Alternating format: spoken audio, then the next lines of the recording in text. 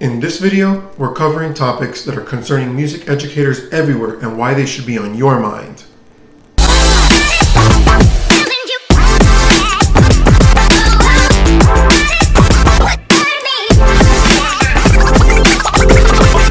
I'm ready. There we go. I gotta see if I got a dolphin. Ready to have your dreams crushed again this year? Guilty confession here. I have a Henny jersey. I got the Chinese knockoff. Chris is young enough where the Dolphins have always sucked. That's the background, Larry. I'm watching it illegally, so I don't know. Hey, what's up? Welcome back to the Studio 14 session. I'm JR, and in case it isn't obvious, we're recording on draft night. In this session, the crew gets together to discuss 6 topics that are concerning them going into the 2021 school year. So make sure you stick around to the end because I have the one big question that you should be asking, and you're not going to want to miss it. So let's join the guys and get started. Back with us, we have the Professor EDR, Luke Basso, Hey. James Yaquez, Larry Shane, Chris Rodriguez, What's going on? Evan Raghavan, and joining us for the first time, our chorus extraordinaire, Scott Hutchins. First topic we're going to be covering is classes and classrooms. There's no clear picture on what to expect or what to prepare for in a time of social distancing. However, experience will tell you there's just some things that are not going to work. Scott, what do you think we can expect classrooms to look like? My estimation is that every classroom, not just band rooms and chorus rooms, but every classroom, they'll probably put hand sanitizer right inside the door. So, kids will have to hand sanitize before they come in and after, or they don't have to, but they can. There'll be a big emphasis on, at least in the short term, on, social distancing to an extent. I mean, I don't know how that's going to look in our classrooms because, when you get 40 or 50 kids in the classroom, when they're saying, like right now, you can't have more than 10, and, every band, chorus, and PE teacher in the country is going, ha, that's one thing. I'll go. I mean, you hope that we start in the fall. I mean, I forget where I saw, but someone said they might even have to split sessions where only half the kids come to school on one day and the other half come the next day, like an odd even, but like with the whole school. So then just so they can get, but for us, I don't know what that does. I mean, are we going to be able to have more than 20, 30 kids at one time? Spread out and, what do you do about the kids that have to share tubas or share baritones or share bari saxes? You're going to have, sanitizing stations where you take, 5-10 minutes every class and have to sanitize the instrument before you take it out and before you put it away. Which again, not so much for you, Scott, because it's your voice, but for us, yeah. That's going to, it's going to eat away. And especially, we're on a block, but if you're on a 7-period day like Palm Beach Central, you only have 47 minutes as it is. Now you got to spend another 10 minutes doing that. I mean, that's going to be a very different looking band class. But it is what it is. You have to do it. You can't not do it. Or even just getting our instruments. Like all the kids' lockers are right next to each other. Yeah. So they can't stand. What do we have to do? Send them to the lockers in shifts to get their instruments. Right. And if they decide to reduce the class sizes, like Luke and I were talking about this earlier, we might lose jazz bands. Right. Because if they got to split the bands up into, let's say 20 kids in our big room, then all of a sudden, those 2 or 3 periods of jazz band, percussion class, or whatever we have, those are gone, and we're just spreading the kids out throughout the day. They like band directors and chorus and PE because we can put 60, 70, 80 kids in the class. When we can't do that anymore, number one, where do those kids go? They got to go somewhere. Right. And number 2, what does that mean for us? Are they going to let us have a class load of 100 kids, of 80 kids? My facility, I can't teach more than I teach now, so there's no way to really spread them out other than putting in other classes. But then it interferes with all their singleton academic and APs and stuff. So we may lose kids in that scenario, right. Totally, from being able to take a band class. Larry, you're on to something where we might have to do a block scheduling. And I think when counselors start looking at this, they're not going to think about, wind ensemble students here, second band here, jazz band here. They're going to just be putting kids wherever they can to work. Right. We're going to have to just kind of be ready for that. Here are some examples of questions that you should be asking. Thinking about your classroom and the classes you need to teach, How would any social distancing mandates affect that? How would a split schedule affect you? How would sharing instruments affect you? What other questions popped into your heads while you were listening to that discussion? Go ahead and put those questions down in the comments below, because you never know who's reading and who you could help. The next topic we hit is recruiting. Now, this is something that programs may struggle with even on a good year. A global pandemic is going to make that more difficult. Evan, what are some of the things that are concerning you? Because you're not going to be able to physically have contact with kids for a while, you have to have a way to communicate with them and keep them engaged, because I'm already even seeing with this online learning how kids are detaching. And those kids I'm always reaching out to try to get them back or keep them in the fold. So that's going to be the challenge, because if there is a marching season, you don't get to have a spring training or a summer, you may lose kids, not because of anything more than it's not in their life anymore and they don't really miss it because of how different everything is. You're going to have to figure out ways, I think, to keep students excited about it if there is marching band, and if there isn't, just to keep them engaged, just to get them excited about the fact that the whole school year might be concert band for a lot of programs that aren't used to that. Keeping your current students interested and grabbing those incoming students is going to be key. How are you maintaining contact with your kids? How are you keeping them engaged? Are they losing interest or becoming detached? How would you know? If you have ideas on navigating recruiting in the current atmosphere we're in, put those in the comment. We'd love to hear what you're doing.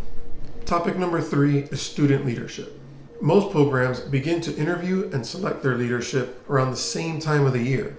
Now, this also coincides with the time when most schools were closing and classes began going to the online format. This may seem like something you can move forward with as per usual, but it's still something you need to think about, because it may be something that has repercussions in the long run if it's not handled properly. Larry, is this something you've thought about? Something I'm actually starting to do right now. Think about like how you're going to do like officer and leadership Right. missions, and that's going to be very different next year too. It's going to be whatever happens, it's going to be a very unique year. The roles of the student leaders are going to be different. It's not going to be traditional. It's going to definitely be outside the box. So how do you prepare for something, the unknown? You know it's going to be different, but you don't know what it is. If you pick a drum major now and there ends up not being a marching season, that drum major basically becomes a band captain or whatever your equivalent of that is. Officer. Yeah. Right. Yeah. It's not their fault. So I'm going to still kind of pretty much have my same staff I would. Maybe a different title or two, but and just if you have to just reinvent a new title for someone, then you just reinvent a new title. But it's definitely going to be different. So this one can be tricky because there's students' feelings involved. I mean, you may have that senior that's been working for 3 years to become band captain or drum major. How do you handle that? How would you handle it if you've already gone as far as to actually name the students that are going to be in these positions going forward? If things end up not panning out for your marching season, feelings could be hurt. And at that age, the kids may not understand how to deal with that anger or disappointment that comes with losing a position, whether it's the program's fault or not.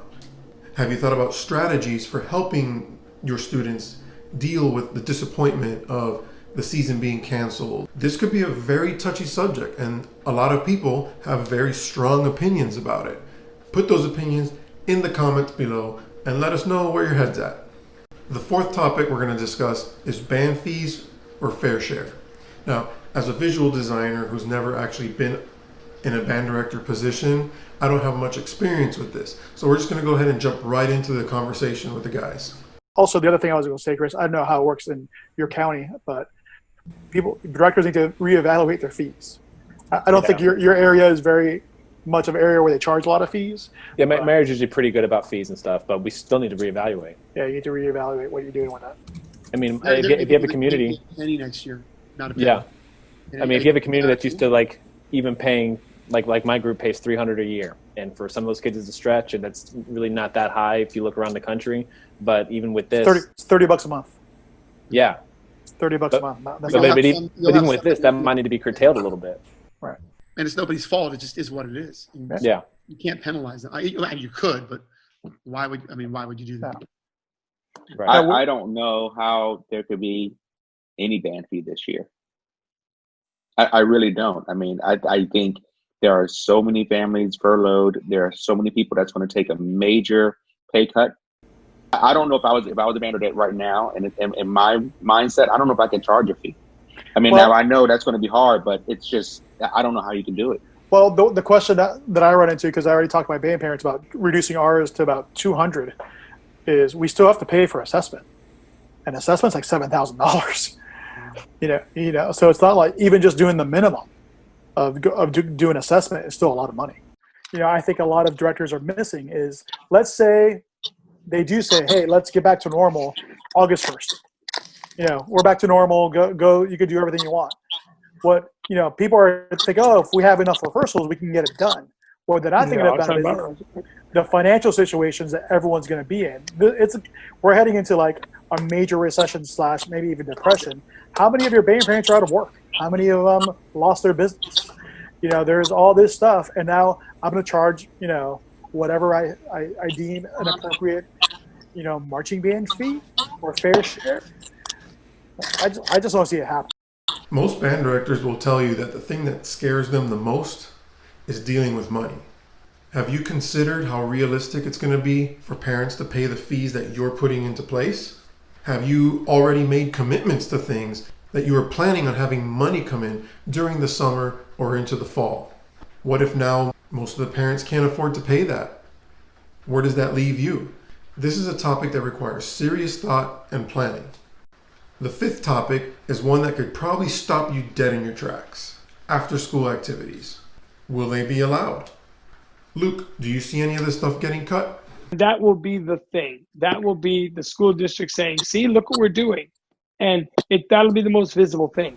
No one pays attention to what's going on during the school day. But after school, that's what everybody knows. And if the school system shuts down the after school stuff, that's their out. Hey, look, see what we did? We're doing this. We are proactive. There's already rumors going around, and I asked about it, and they told me no, it's not true yet. But there's already rumors around that football is going in the spring. And if football goes to the spring, I'm not doing marching band. I'm not doing marching band in the spring. Well, again, if they don't let football happen in the fall, they're not going to let band happen in the fall. We're going to be teaching individual music lessons from 7 to 3. We're not going to have any concerts. There's going to be no winter concert. There's going to be no fall concert. Right. If you can't have a football game, you can't have a concert with 600 people in an auditorium and the kids on stage. There's no way. And that's like, right, Luke, they're going to say that's what we're doing, being proactive. No large gatherings, no kids in the all that stuff. So concerts, drama shows, all that stuff. For this topic, I've got one important question. What are you going to do if you can't rehearse after school? So I've got that last topic for you coming up in a second. If you're finding this video helpful, go ahead and subscribe below. There are many more videos to come. On to the last topic. There's one more thing that is not a given that can completely derail your program. You know, school district is going to put embargo on all travel if they haven't already. So, sure. And that's they haven't lifted it. To put in a request for a check to say we're going to go put our name in for BOA or FMBC or whoever circuit you're going to be in. The district, a principal is going to have to deny it because there's going to be no money spent because that's going to require travel, which is it's in embargo right now. Well, currently, there's a spending freeze in Palm Beach County. There's no checks going in or out. And I bet they won't let us travel out of county for the foreseeable future. Right. Absolutely. You can't even go to Broward. No. Not even for a PD. I mean, I think all travel for ensembles and even for teachers. That's why I'm curious to see how people are going to go to Midwest because I'm sure school district is going to say they're freezing all travel. I almost didn't include this topic, but it's the topic that concerns me the most. Not for whether or not travel is even going to be allowed, but for the amount of planning that's going on right now for programs everywhere that are dependent on being allowed to travel. And like I said in the onset, if everything else falls into place, if you can't get to the thing that you've planned for, nothing else matters. Now, I only have one example question for you. Before I give you that last question, I want to thank you for taking the time to watch. So, here it is. How much of the plans you're making, the hard work you and your students have put in, and the money you've spent hinge on your ability to travel? On you actually being able to get your kids and your program to the place that you're going.